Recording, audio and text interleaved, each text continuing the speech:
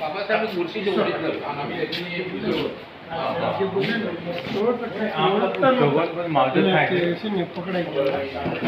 PSI કક્ષાનો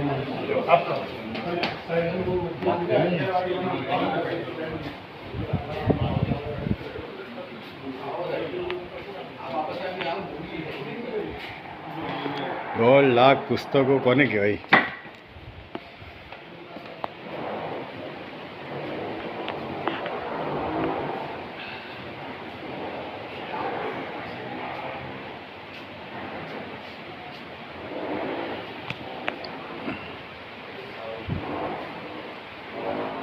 એટલી મોટી લાઇબ્રેરી છે, 1.5 લાખ પુસ્તકો છે જે બાબા સાહેબે પોતે વાંચેલા છે. આખા મોટા 2 હોલ ભરેલા છે પુસ્તકોથી. કેટલા વર્ષો જૂના પુસ્તકો, 100 વર્ષ જૂના પુસ્તકો છે આ અભરાઈ પર કબાટમાં. પોતે લખેલા, પોતે લોકોના પુસ્તક વાંચેલા અને એ વાંચીને અભ્યાસ કર્યા પછી એમણે બંધારણ બનાવેલું છે. હા, એવા આપણા વિશ્વ વિભૂતિ ભારત રત્ન ડૉક્ટર બાબા સાહેબ આંબેડકર કે જેમણે 1.5 લાખ પુસ્તકો પોતે વાંચ્યા છે, પોતે લખ્યા છે અને હસ્તલેખિત લિપિમાં જે સંવિધાનની કોપી છે તે પણ આ લાઇબ્રેરીમાં અવેલેબલ છે. અને બાબા જે ખુરશી પર બેસતા તે ખુરશી પર અહીં છે, જેને આ મ્યુઝિયમમાં બાબા સાહેબની લાઇબ્રેરીમાં મૂકવામાં આવી છે. અને લાઇબ્રેરીમાં એટલા પુસ્તકો છે કે આપણને ચાલવાની જગ્યા નથી, એટલા પુસ્તકો છે, એટલા પુસ્તકો. એ બાબા સાહેબ ત્યારે જ્યારે લંડનથી આવ્યા હતા ત્યારે એમના વહાણમાં, એમના જહાજમાં પુસ્તકો ભરેલા હતા.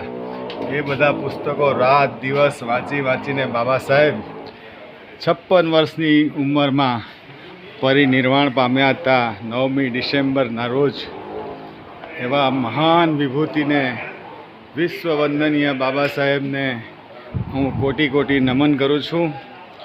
અને બાબા સાહેબના આ રીડિંગ રૂમ તમે જુઓ તો થાકી જાઓ ચાલીને, એટલી મોટી લાઇબ્રેરી છે આ. એ લાઇબ્રેરી અલભ્ય પુસ્તકો ધરાવે છે અને એ પુસ્તકોમાં બાબાએ બ્રિટનથી, અમેરિકાથી જ્યાં જ્યાં ગયા, જે યુનિવર્સિટીમાં ગયા તે યુનિવર્સિટીમાં એમણે પુસ્તકો જમા કરેલા અને એ પુસ્તકોનો વિશ્વ ભંડાર અહીંયા લાઇબ્રેરીમાં ઉપસ્થિત છે.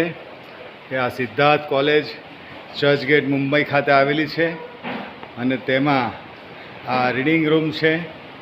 આ પુસ્તકો તો તમે ગણાય નહીં, એટલા કબાટો ભરેલા છે પુસ્તકોથી. એવા મહાન વિભૂતિને સાષ્ટાંગ દંડવત પ્રણામ કરું છું હું.